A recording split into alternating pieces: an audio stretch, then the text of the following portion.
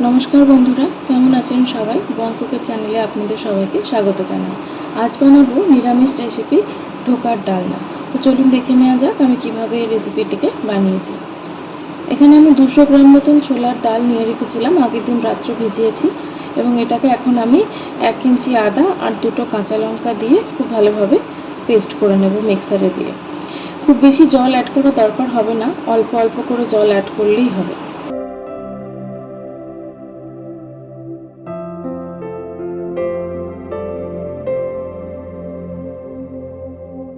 এবারে এই ছোলার ডালের যে পেস্টটা আমি তৈরি করেছি তার মধ্যে কিছু গুঁড়ো মশলা আমি অ্যাড করে দেবো। প্রথমে দিয়ে দিলাম নুন, এরপরে দিয়ে দেবো একটুখানি কাশ্মীরি লাল লঙ্কার গুঁড়ো, একটু সামান্য হলুদ, একটু হিং দিয়ে দেবো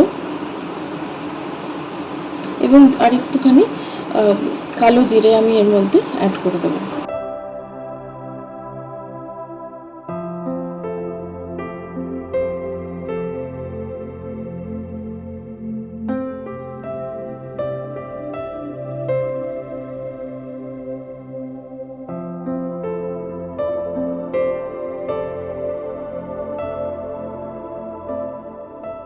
আমি এটাকে কড়াইয়ে তৈরি করছি না, আমি এটাকে মাইক্রোওভেনে তৈরি করব।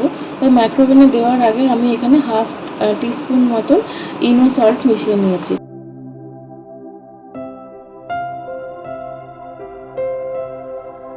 খাবার সোডাও অল্টারনেটিভলি অ্যাড করা যেতে পারে। এখানে অল্প 1 চামচ তেল দিয়ে আমি এটাকে অয়েল ব্রাশ করে এর মধ্যে আমি পুরো ব্যাটারটাকে দিয়ে মাইক্রোওভেনে 5 মিনিটের জন্য বেক করে নেব।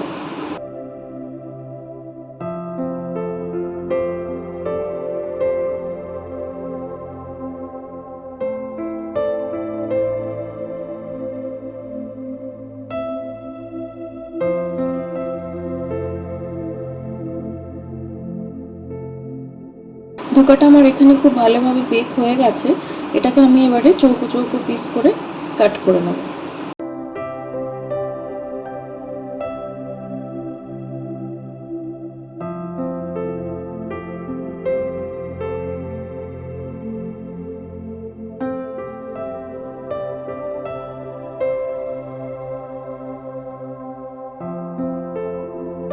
আপনারা যেরকম পছন্দ করেন নিজেদের ইচ্ছে মতন শেপে এটাকে কাট করে নিতে পারেন। আমি একটা আপনাকে দেখাচ্ছি, দেখুন কত সুন্দর নরম এবং স্পঞ্জি হয়েছে। এবারের প্রসেস হলো এগুলোকে ভেজে নেওয়া। তো ভেজে নিতে গেলে এখন তেলে করে ভাজাই যায়, কিন্তু আমি এটাকে তেলে করে কড়াই দিয়ে ভাজলাম না। আমি এই সমস্ত ধোকাগুলোকে এয়ার ফ্রায়ারে ট্রান্সফার করে এক্স্যাক্টলি 2 মিনিটের জন্য এয়ার ফ্রাই করে নেব। একদম একদম কড়াইয়ে ভাজার মতন হয়ে যাবে, দেখে বোঝাই যাবে না যে এগুলোকে আমি কড়াইয়ে ভাজিনি।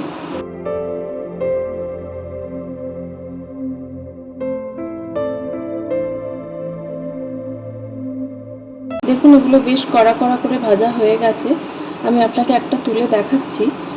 বাইরেটা খুবই ক্রিস্পি হয়েছে এবং ভেতর থেকে সফটও আছে। এবার এর মশলাটা তৈরি করে নেব। মশলাটার জন্য আমি এখানে একটা বাউলে 2 স্পুন মতন আমি এখানে দই নিয়ে নিয়েছি।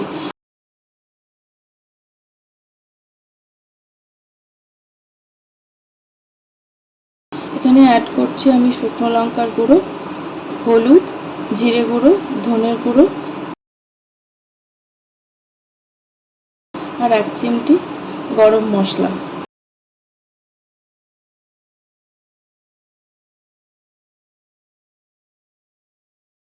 আর নুন স্বাদ মতো অ্যাড করতে হবে, যে যেরকম খান।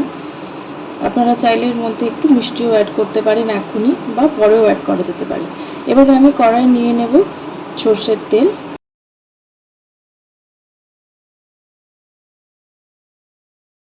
এর মধ্যে আমি দিয়ে দিলাম শুকনো লঙ্কা, 3-4 পিস গোলমরিচ এবং একটা এলাচ দিয়ে আমি এরপরে এর মধ্যে দইয়ের মিশ্রণটা দিয়ে দেবো।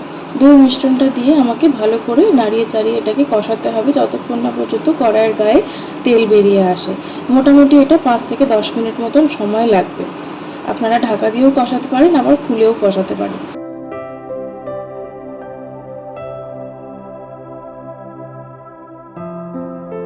এবার আমি আমি এর মধ্যে জল অ্যাড করে দেবো। জলটা কিন্তু পরিমাণে অনেক বেশি লাগবে, তার কারণ ধোকার কিন্তু অনেকটাই জল সোক করে নেবে। আমি এখানে প্রায় 3 কাপ মতন জল অ্যাড করেছি। এরপরে আমি সমস্ত ধোকাগুলোকে এর মধ্যে দিয়ে 5 মিনিট মতন ফুটিয়ে নেব। আমি কাসুরি মেথি অ্যাড করেছি। কাসুরি মেথিটা কমপ্লিটলি অপশনাল, আপনারা যদি পছন্দ করেন আপনারা এটাকে অ্যাড করতে পারেন বা নাও পারেন, তার বদলে একটু ধনেপাতাও অ্যাড করতে পারেন।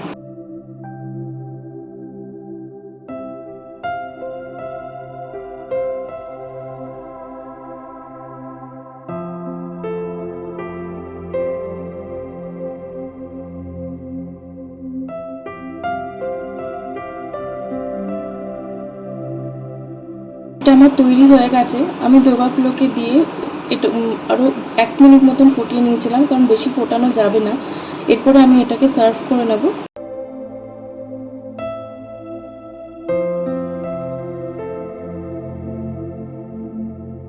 আপনাদের যদি রেসিপিটি ভালো লেগে থাকে তাহলে অবশ্যই একটি লাইক করে দেবেন আর চ্যানেলটাকে সাবস্ক্রাইব করে দেবেন। Thank you.